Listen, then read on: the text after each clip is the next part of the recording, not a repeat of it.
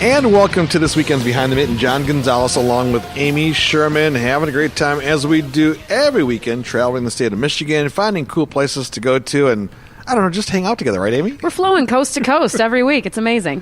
It really is. We have so much fun with our jobs, and thank you to all of you out there listening. So many people have commented to us on Facebook or sent us messages on the website, but thank you so much for tuning in every weekend. We appreciate it.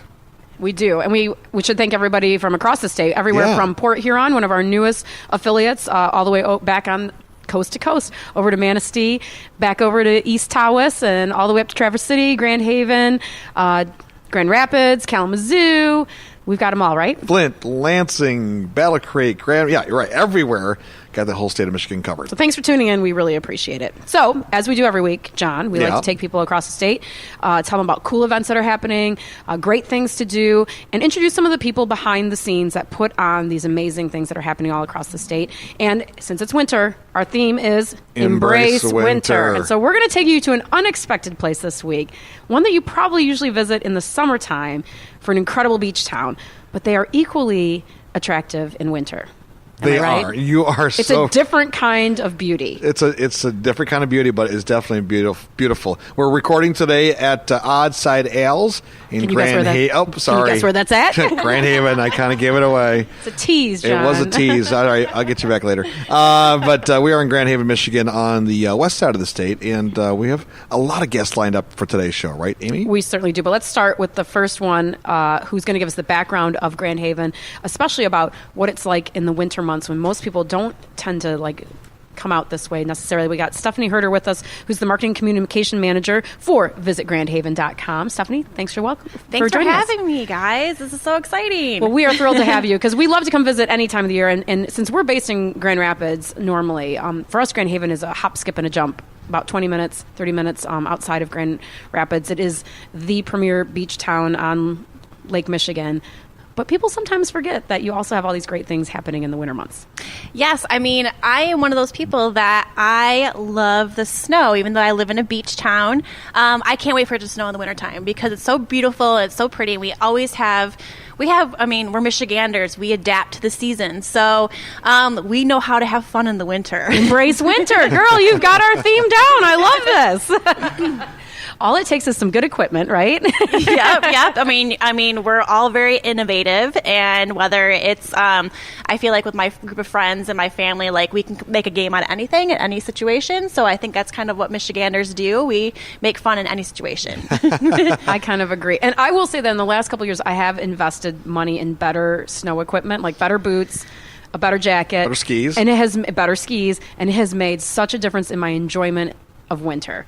That you need a good pair of gloves, and you need a good pair of boots, you need warm socks, you need the good snow pants that don't get snowed on your back, and you need the good coat. You need the gear. We have our gear bag. It's like a bug out bag where you can I have that bag too. Everything is there. Ready to go winter, bring the bug out bag. We're going. So I mean, Grand Haven, we get tons of snow because we get the lake effect snow, which is awesome.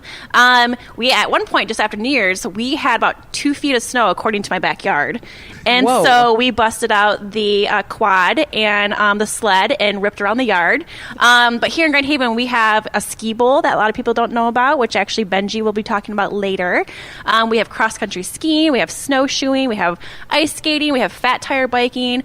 We have ice fishing. I mean, we have just about everything winter fun here in Grand Haven. We have fishing in the summertime, too. I know it's a big part of this community as well, but I did not think, when you think of ice fishing, you think of the smaller inland lakes, right? Yep. You don't think of the big lake. Yeah, big lake I wouldn't recommend in the wintertime, not so safe, but we have, Spring Lake has the bayous and the Grand River bayous, and we have some really fun fishing. My husband, I feel like every Saturday, he goes out, I'm going ice fishing. I'm like, all right, have fun, bring some beer, and have a good time. Ice fishing is an excuse to drink beer, I feel. It is.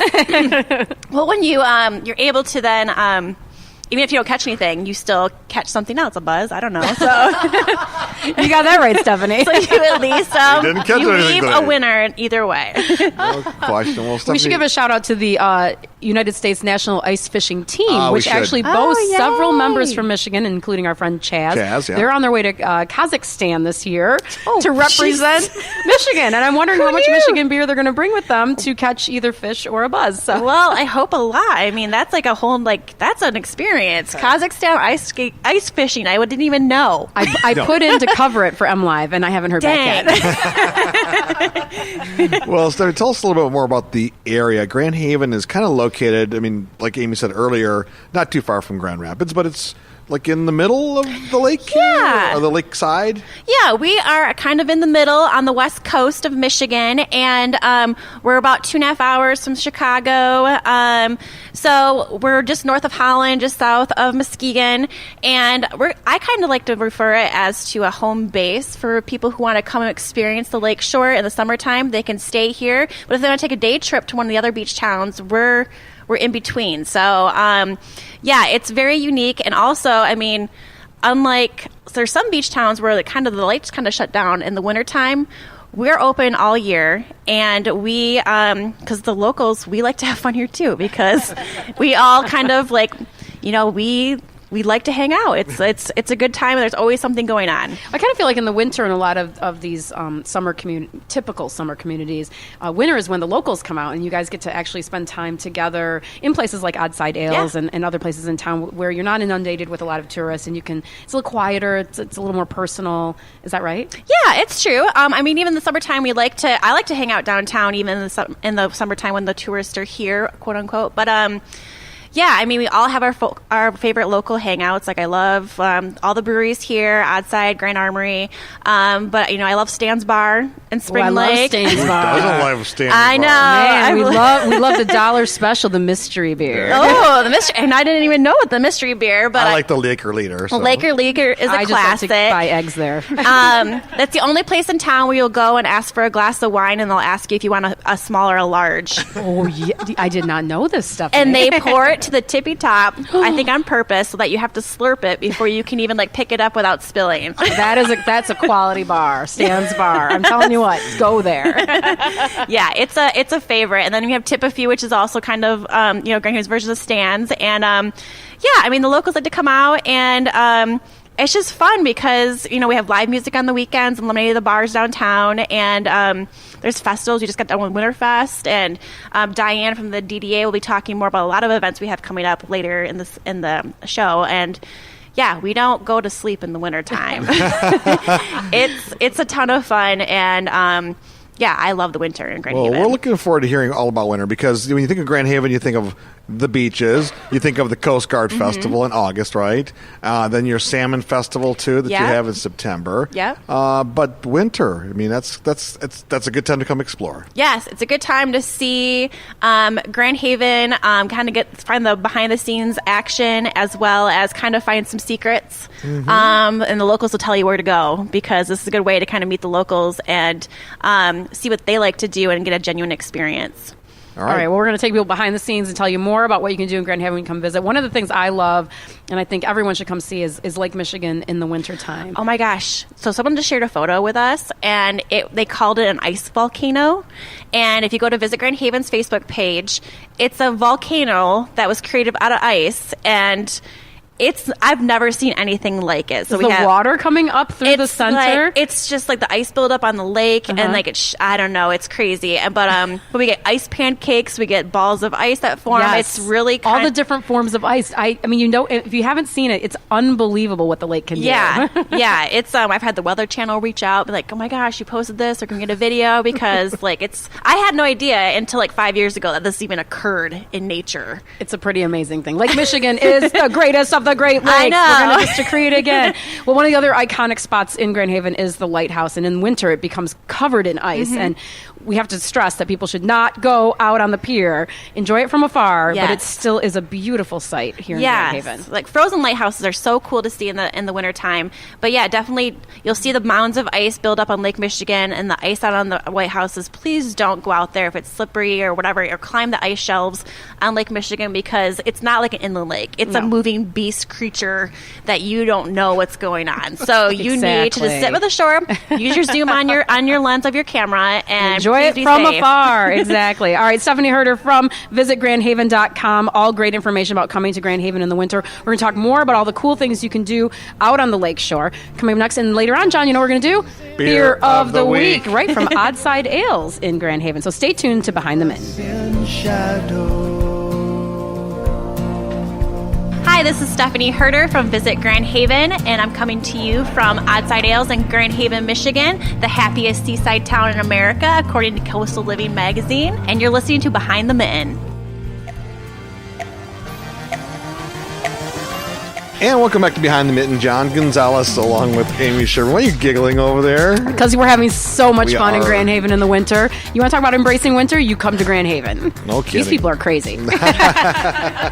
Special thanks to our last guest, Stefanie Herder, who is the marketing manager for visitgrandhaven.com. And if you want to plan a visit, maybe to come and embrace winter here in Grand Haven, you want to go to that website and get all the information about how to do that. But so many fun things to do here, and not just in the city of Grand Haven, but really throughout this whole area, right, John? Yeah, that's right. Grand Haven is located in Ottawa County, right? So, or is it? Is it? Right? It is. Okay, all right. You're right. You got it. They all looked at me like, what is he talking about over there? That's good. You got me good. It's located in Ottawa County. And our next guest might know a little bit more about that. Right, Amy? That's right. Jessica VanGinhoven. VanGinhoven. No one does it right on all the you first Dutch try. people out here. I know. And I used to be baker, and then I assumed VanGinhoven, and it's just, I don't know what does VanGinhoven mean? Okay, so I should know the specifics, but my I'm married to Mr. grandfather worked in greenhouses, so it's something to do with it's either in the garden or in the greenhouse. So yeah, that would flowers. Make sense. Mm-hmm. Well, if people from across the state, because we have listeners from all over the state, they might not realize that West Michigan is a hotbed for Dutch activity. Oh yeah. So many people have a name that starts with Van, and so that's why I asked that. But you are in, the communications marketing director of Ottawa County Parks, correct? Yes. So you guys do a whole bunch of stuff here in the Grand Haven kind of metro region. Absolutely. A lot of things that you can do to embrace winter here in this area, right? Oh, yeah. We are true Michiganders. We like to go outside when it's cold. I don't mind. I'll say this one bit. I'm pointing toward the door where there's lots and lots of snow. We were just able to open our Pigeon Creek Lodge, which is where our main base for cross-country skiing is, and it's been so much fun. We're so happy. I have heard so many good things about the Pigeon Creek Lodge. Like, it is supposed to be fantastic. Tell me more about it. What's it like? First of all, it's not like anything fancy, so it's really homey. You're going to go, and you've got a fireplace, you can get some chili, you can get some hot dogs, but what most people go... Done and done. I know. I don't need to go anywhere else. But what you can do there is rent cross-country skis and snowshoes. So if you are totally new to the sport, which I was this year, I went cross-country skiing for the first time ever. It was fun. I went on Facebook Live. I almost fell. There's no shame in that game, no girl. Shame. There's no shame.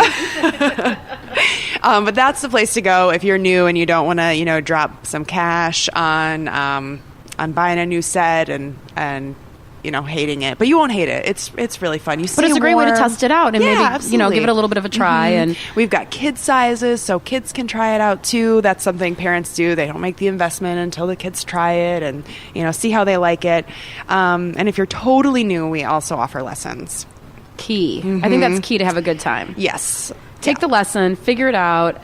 I probably should have taken a lesson. I didn't take a lesson either, and I fell over like 16 times in the first mile. I did actually fall a couple of times. I just wasn't recording it when I fell. So if I wanted to come out and cross country ski, I don't have skis. How much is this going to cost me? I mean, it's really not that expensive. $8 for 2 hours if you're an adult. What? I mean, that's like a steal compared to downhill skiing, right?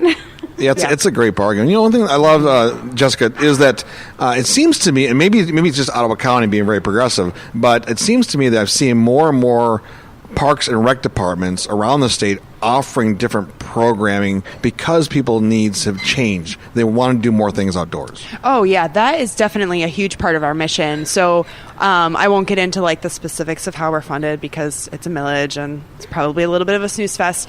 But but that makes us feel like it's part of our mission to provide things low cost or free to the community. So we try to do programs for kids, programs for adults, different hikes, different walks. We have some art classes, so in addition to basic skiing lessons, we try to provide a little bit of something for everyone.